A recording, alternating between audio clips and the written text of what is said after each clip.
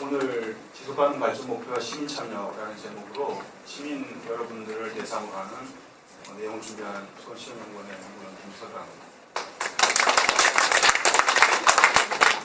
제가 말씀드릴 순서는 이렇고요. 기본적으로 지속가능 발전 목표에 대한 17개가 이렇게 표현을 내든 그런 방식만 다를 뿐이고 실제 내용은 똑같고 그거에 대한 세부적인 이것도 세부적인 아닙니다. 많은 어쨌든 나중에 가서라도 어디서 나는 17개 목표에 대해서는 들어는 봤다. 그리고 그게 뭐냐 하면 내가 이 자료 갖고 있는데 이런 뭐야 정도만 해주시면 될 거고요. 문제는 그런 목표들이 갖고 있을 때 우리가 시민들의 입장에서 우리가 뭘 해야 되는지 그리고 그게 정말 무엇을 지향하는 건지에 대해서 좀 확인할 필요가 있습니다. 그래서 오늘 그 말씀을 좀 드리겠습니다. 이 지속가능 발전 목표 이게 마치 전 세계 모든 사람들이 잘 통합적으로 해서 합의를 이뤄낸 그런 거라고 생각하십니다만은 사실은 그렇지 않아요. 같은 연구에 있어서도 이제 관련되는 파리협정이나 이런 거에 대해서도 이게 성공인가 실패인가에 대한 여러 가지 의견들이 분분하고 또 기후협약 당사국총회에 대해서도 이런 이야기들이 나오는 굉장히 좋은 쪽이다 나쁜 쪽이다 아니면 아직까지 한계가 있다 나쁘다기보다도 이런 얘기들이 나오는 거에 대해서 저희가 좀 이해를 할 필요가 있습니다. 그리고 이런 부분들이 나오는 게 굉장히 중요한 그림이라고 생각되는데요. 이런 거 얘기에 앞서서 저희가 이 얘기를 이해하기 위해서는 요거부터 좀 확인을 해야 됩니다. 지속 가능 발전 목표, Sustainable Development Goals라고 하는. 그럼 사실은 발전이라는 거는 항상 지속적입니다. 우리가 이 정보를 축적하고 전달할 수 있는 기술만 있으면. 근데 왜 굳이 지속 가능 발전이라는 얘기를 자꾸 하면서 뭔가 특별한 목표를 갖고 있어야 되는 것처럼 이야기되는가? 어디서 도대체 그 논점이 있는가에 대해서 고민을 해봐야 되는데요. 예를 들어서 기후협약에 있어서도 그런 얘기 많이 들어보셨을 거예요. 탄소에 대해서 서로 거래를 한다. 그죠? 선진국에서는 자기들이 기존에 있던 걸 이제 감축 목표는 있는데 당장 할 수는 없으니까 좀 저개발, 그러니까 브라질이나 이런 데서 일정 부분 탄소에 대한 뭔가 혜택을 지구 전체를 주는 분들에게 자신들의 있는 그런 좀 자기들이 오버한 이런 부분들을 그분들에게 돈으로 이제 지원해주고 참 좋은 얘기인 것 같죠. 근데 이렇게 생각해보세요. 지금 당장이 아니라 조금 더 시간이 지나서 그럼 선진국들에서 자신들의 이 탄소 저감 목표를 기술적으로 해결할 수 있게 됐다. 그 다음에는 이제 브라질이 어떻게 하든지 신경 안 쓰는 거죠. 그 사람들이 그럼 다른 저개발 국가에다가 계속 지원을 할까요? 할 이유가 없는 거죠. 근데 그 다음 그럼 뭐가 바뀌었을까요? 이 사람들이 지향은. 항상 그래요. 국가가 됐든 어떤 개인이 됐든 다행히 여기는 이제 봉사와 희생정신을 똘똘 뭉친 자봉사 하시는 분들이 많이 계신다면은 그런 건 없습니다. 실제로는. 자신들의 목표가 있기 때문에 그거를 지향하는 부분이 있고요. 그러면은 이 국가관계에 있어서도 우리가 선진국이라고 부르는 기득권 계층에서는 뭐를 지향하는가?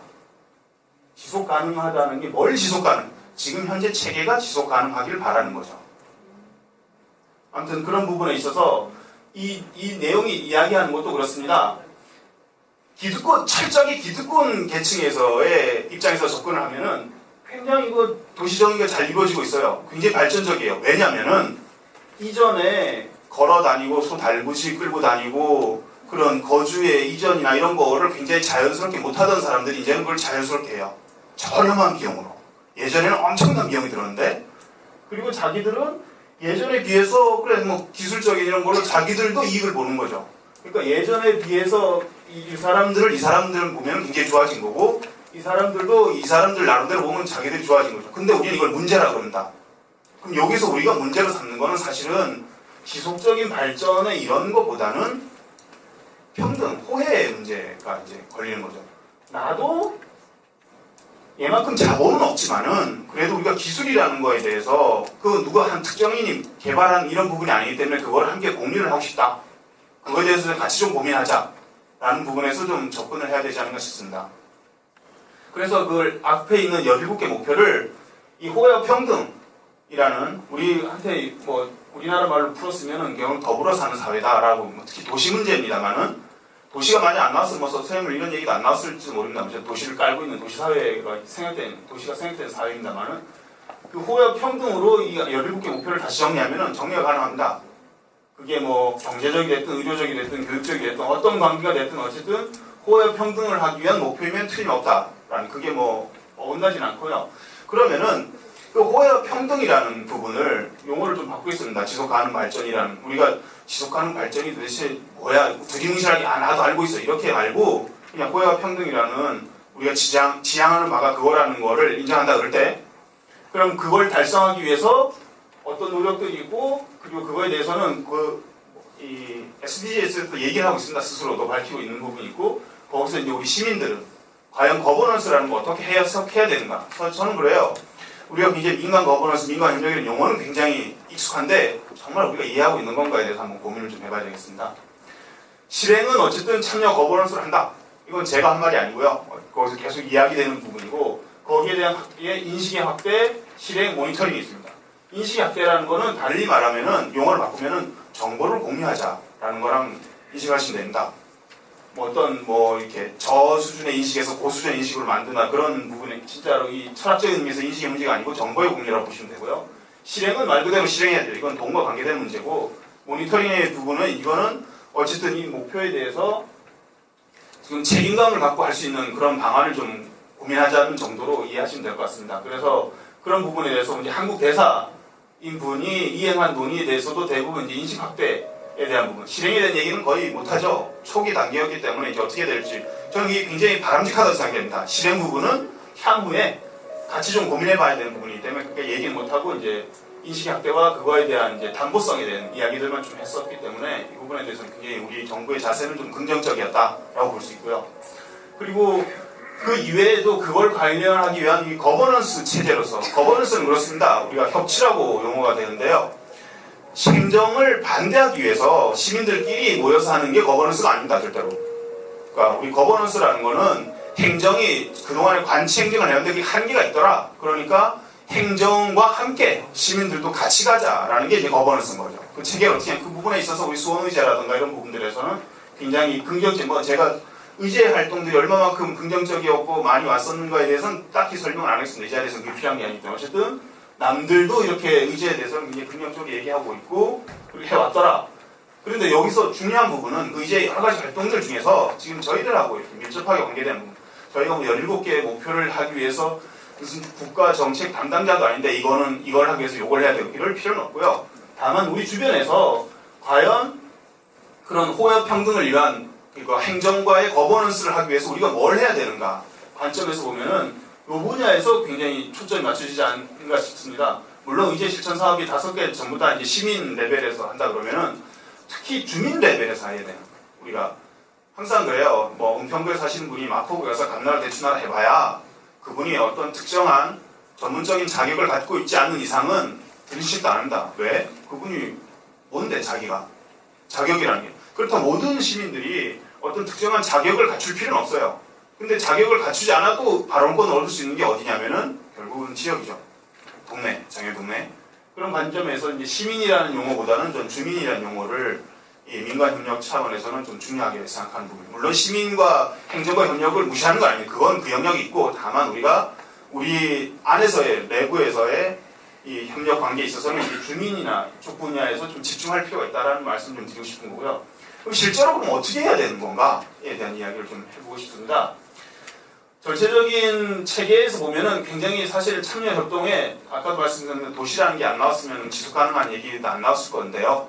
도시관리에 대한 정책을 보면 굉장히 다양한 게 여러 가지 엮여 있습니다. 이게 전부도 아니에요. 엮여 있는데 그 중에서 우리가 지금 고민해야 되는 부분은 일단은 이것만 좀 고민해보자라는 부분이 있고요. 거기에 있어서 민간 협력이 그러면 왜 필요한가? 앞에서도 그랬어요. 서스테이너블한 뭔가를 하기 위해서 민간 협력의 거버넌스를 바탕으로 하는. 그럼 민간 협력을 왜 하는 건데? 그 목표라는 걸 지들이 설정해놓고 그걸 설정한 거를 확인하기 위해서 하는 거다라고 하는 거는 계속 물고 늘어지는 그냥 돌고 도는 답이 아닙니다. 그거는. 그래서 그럼 민간 협력이라는 부분이 왜 필요한가에 대한 부분을 좀 확인해 봐야 되겠습니다. 특히 저개발 국위를 막는 이유도 있지만 어쨌든 선진국이라고 하는 그런 부분에 있어서 공유하는 부분입니다.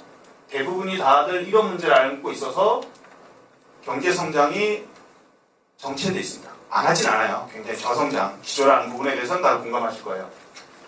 그럼 저성장 기조가 되면 어떤 일이 생기냐면 행정재정이 더 이상 확대가 안 됩니다. 물가 상승률 정도만 성장한다 그러면 정체되면 똑같은 거예요. 그래서 근데 우리 시민들이나 주민들의 행정 서비스에 대한 욕구는 어떻죠? 점점 더 올라갑니다. 조금이라도 더 알면 알수록, 모르는 게 약이라는 표현을 쓰는 이유가 알면 알수록 하고 싶은 욕구도 굉장히 많아지기 때문에, 그럼 이거에 대한 돈은 없는데 욕구는 많아져요. 그럼 어떻게 할 건가? 방법은 딱 한 가지밖에 없습니다.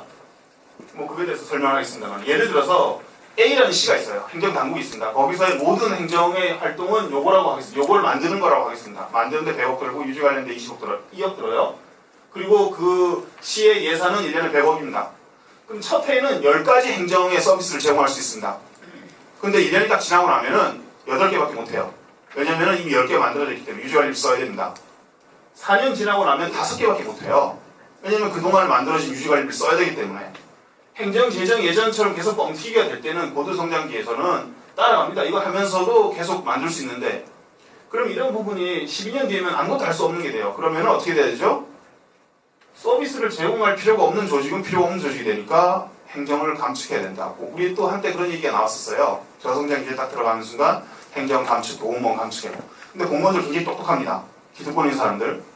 그러면은 일을 계속 해야 돼요. 그럼 어떻게 하면 될까요?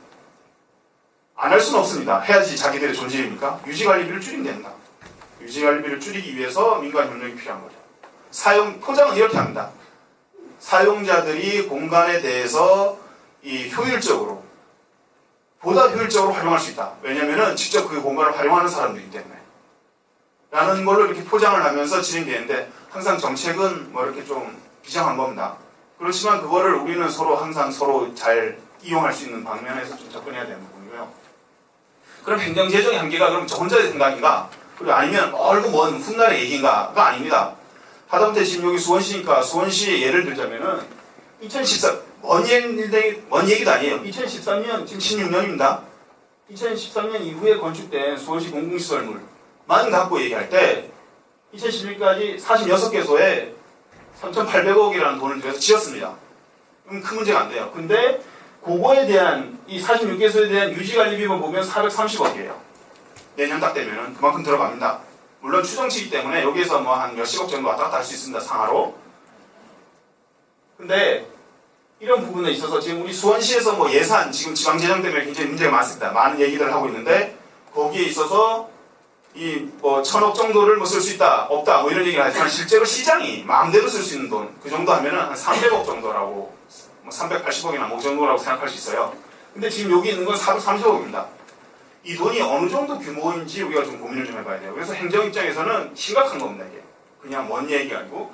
그리고 수원시만 그러냐, 특수하니까 그런 거 아니야. 근데 경기도 차원에서 보면은 2003년도에는 약 8조였습니다, 예산이.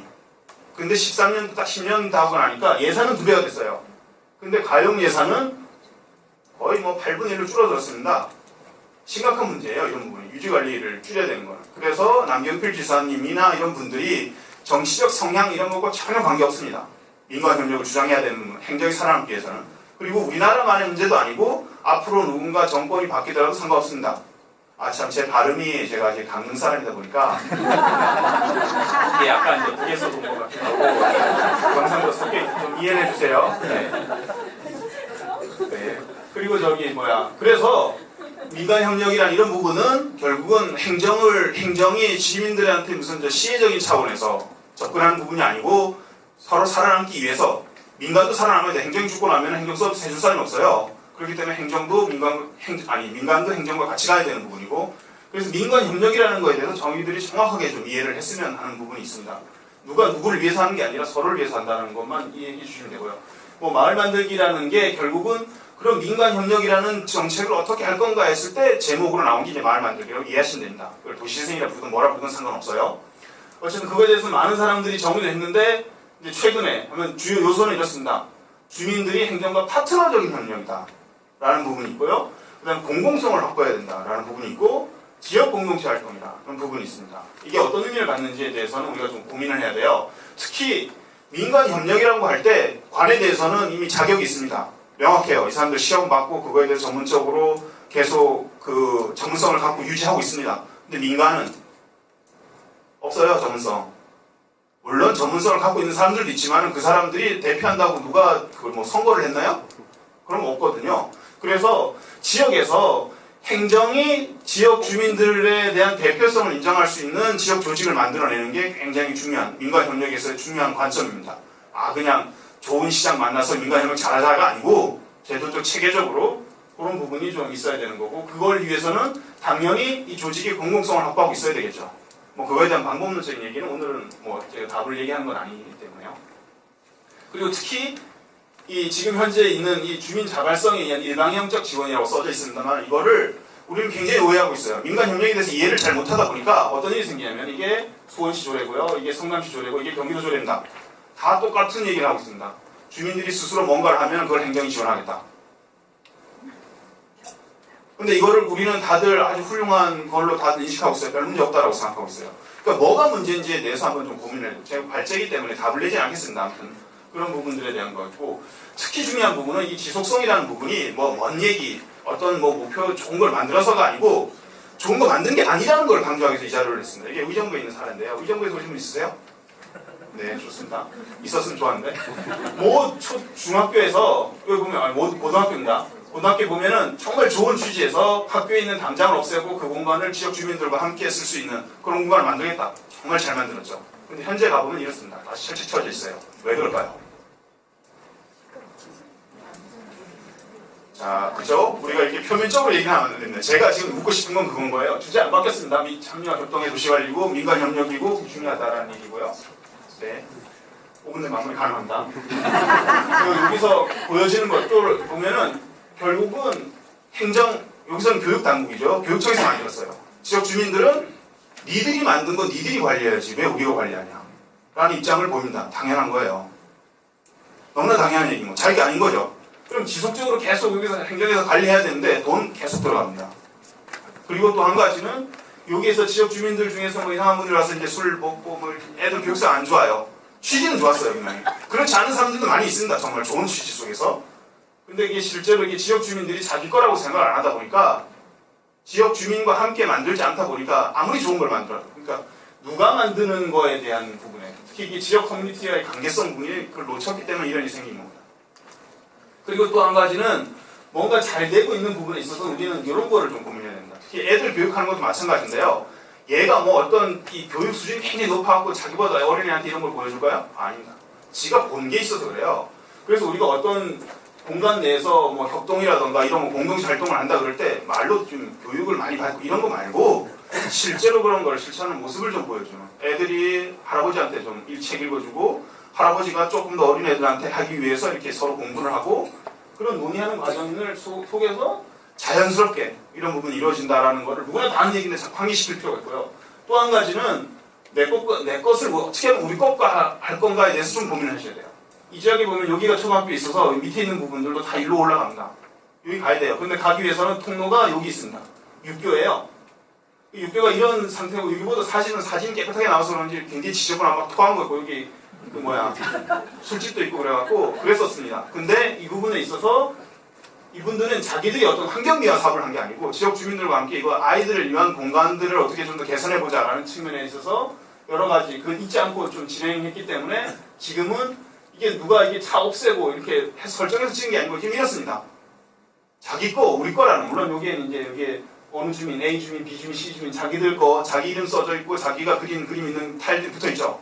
나중에 몇십 년 지나도 거기는 자기 겁니다. 우리 거가 되는 거죠. 아무튼 그런 부분들이 있고, 그래서 그런 거를 제도적으로, 그럼 이거는 개별적인 사람들에 의해서 이렇게 이루어지는 현장 활동들인데 그걸 제도적으로 어떻게 목표를 풀어낼 건가는 결국은 제도에서 이 두 가지를 다뤄야 된다. 마을 조직과 마을 계획에 대해서. 그러니까 마을에 대해서 이 행정의 파트너로서 활동할 수 있는 그 조직, 주민 조직, 그리고 그 조직이 정말 공공성이 있는지 어쩐지 어떤 특정인이나 특정 그룹에 의해서 움직이는 게 아니라 누구나 다 공감하는 활동 목표를 금방 확인할 수 있는 그런 활동 목표로서의 마을 계획, 이런 부분들이 이루어지고, 그런 거에 대해서는 여러 가지 사례들이 있습니다. 지금 뭐 시간 관계상 그런 사례들이 있다. 그래서 여러 가지들이 만들어진다. 우리가 평소에는 하지 못하는 그런 것들만 있고요. 다만 이걸 잊지 말아야 됩니다. 보여주기다. 절대로 어디 구석에 가갖고 몇몇 분들이 의지 있는 분들이 가서 뭐 잘하고 아무리 좋은 거 만들어도 별로 의미 없습니다. 그거. 어쨌든 간에 별로 쓸데없는 것 같더라도, 어설프더라도 정말 지역에 있는 주민들한테 열심히 보여주기 위한 활동들, 봉사활동도 그래요. 봉사활동 하시면서 뒤에서 묵묵히 필요한, 물론 그분들이 필요 없다는 얘기는 아니에요. 필요한데 지역적인 잔치에서 우리가 지속 가능한 발전, 모두가 함께 호혜 평등의 그런 사회를 이루기 위해서는 계속 보여줘야 됩니다. 보여주기 굉장히 중요한 겁니다. 뭐 그걸 하기 위해서는 뭐 오늘은 행정이 없으니까 이런 것들도 필요하고요. 다만 마치면서 제가 말씀드리고 있는 거는 싶은 그런 거예요. 앞에도 말씀드렸습니다. 이런 민간협력이 왜 나왔다고요? 핵심 포인트는 남들이 다 하는 얘기들, 뭐 우리가 뭐 행복이 어떻고 인간성이 없고 공공성이 없고 이런 얘기들 떠나서 행정에 재정이 없어서 그렇다라는 부분에 대해서 우리가 인정을 해야 되고, 근데 한 가지 그거에 대한 반대급부도 한번 생각해 봐야 돼요. 저희가 행정 재정이나 이런 산업화의 성장성은 한때 기계혁명이 돼서 확 뻥튀기 됐었어요. 그리고 또 한때 IT 혁명에 의해서 확 뻥튀기 됐습니다. 향후에 또 인공지능이라든가 우주해양산업, 또 유전공학에서 뻥튀기 될 수가 있어요. 될 수 있습니다. 될 수 있는데 이걸 잊지 말아야 돼요. 그 뻥튀기 된 게 예전에는 농사꾼이 열심히 자기가 일을 해갖고 그 일을 한 만큼 더 많은 자본을 축적했다가 됐지만 지금은 자본이 자본을 축적합니다. 그리고 그 자본은 사회가 없으면 만들어지지가 않아요. 사실 은행은 실제로 걔들이 뭘 이렇게 부가가치를 생산하지 않습니다. 그럼에도 불구하고 최대 자본이잖아요. 우리가 지금 고민해야 되는 부분은 지속 가능성을 위해서 지금 주변에서 봉사활동하고 뭐 이렇게 활동하는 행정과 어떻게 우리가 관계를 맺을 건가에 대한 고민하는 그런 것과 더불어서 조금 거시적인 관점에서는 우리가 뭐 저성장 저출산하는 이유를 딱 보면 이 배경이 있습니다. 대형 자본 중심에 있는 이런 경제적인 구조. 그래서 이 부분을 이 자본 이익 강화가 아니라 이게 어떤 사회적인 이익 강화나 이게 그리고 이 대형 자본이 어떻게 굴러가게 되는지. 그래서 뭐 스위스에서 얘기하는 성남시에도 얼마 전에 뭐 잠깐 얘기 나왔습니다만은 시민들의 뭐 일정 급료라든가 이런 부분들을 정치적인 부분에서 풀 게 아니고 사회 구조적인 부분에서 너무나 당연하게 앞으로 가야 될 방향이고 이제 논의가 시작됐다라는 정도로만 좀 받아들여 주시면 좋겠습니다. 그러니까 생각만 하시고 다만 제가 여기 부탁드리고 싶은 이런 거예요. 나이 드신 분들이 어린 세대들한테 이 얘기는 좀 그만했으면 좋겠어요. 내가 어렸을 때 이랬는데 니들이 배가 불러갔고 예전에는 최소 비용 최대 효과였습니다. 왜냐면은 뭐 따로 뭐 그런 게 없었어요. 자기가 이 허리띠 졸라매면 근데 지금 우리가 뭐 하고 있죠? 호의와 평등을 얘기하고 있습니다. 지금은 한계 비용이에요. 자기가 아무리 안 쓰고 싶어도 이 사회에서 기본적인 생활을 하기 위해서는 기본적인 비용이 들어갑니다. 저는 그걸 한계 비용이라고 보고 한계 비용 최대 효과가 있는 부분이기 때문에 절대로 옛날처럼 무조건 허리띠 졸라매고 안 됩니다. 그러니까 그런 얘기는 안 해주고 그리고 마지막으로 제가 1분 초과했습니다만은 저는 이런 얘기를 해주고 싶습니다. 이미테이션 게임이라는 영화에 나오는 건데요. 이 사람이 2차 세계대전을 좀 시켰다고 얘기를 합니다. 그리고 이분은 사실은 컴퓨터에 대한 기본 이론을, 기본 개념을 정립한 사람인데 우리 주변에서 협력과 말은 그래요. 정말로 그 사람과 협력하기 위해서는 그 사람을 기대를 가져야 돼요. 아, 저 사람 나는 건 뻔해. 이러는 순간 협력이 안 됩니다. 근데 그 협력을 위한 기대를 갖는 굉장히 중요한 문구예요. 가끔은 생각지도 못한 누군가가 누구도 생각하지 못한 일을 할 것이다. 여기서 핵심에 대한 건 정말 이게 영국에서 최고의 천재들이라는 애들이 모여 있는데 얘들이 계속 해결 못하는 게 있었어요. 근데 그거를 잠깐 머리식히러 간 이 바에서 그 나치의 이런 전문들을 받아 적는 그런 어떻게 보면은 뭐 전산 직원 있죠? 그분들 그냥 타이핑만 치는 분들이 한마디 딱 던져요. 물론 그 던진 말을 갖고 그 의미를 부여해서 해석하는 예지만은 그분이 안 던졌으면은 결국은 아무리 석학이라는 애들이 모여 있어도 안 되는 거죠. 그렇기 때문에 누구든지 간에 우리 옆에 아무리 좀 자기가 기준으로 생각할 때 못잘하고 못난 사람이 있다고 생각하더라도 뭘 할지 모른다 라는 관점을 좀 가지고 하면은 우리가 이제 지속가능 발전이나 이런 부분에 있어서 우리가 뭐 17개 목표가 뭔지는 모르더라도 어쨌든 그거의 베이스가 되는 민간협력이나 이런 부분들은 좀 진행하기인데 용이하지 않을까 싶습니다. 발제로서 어쨌든 마치겠습니다. 네.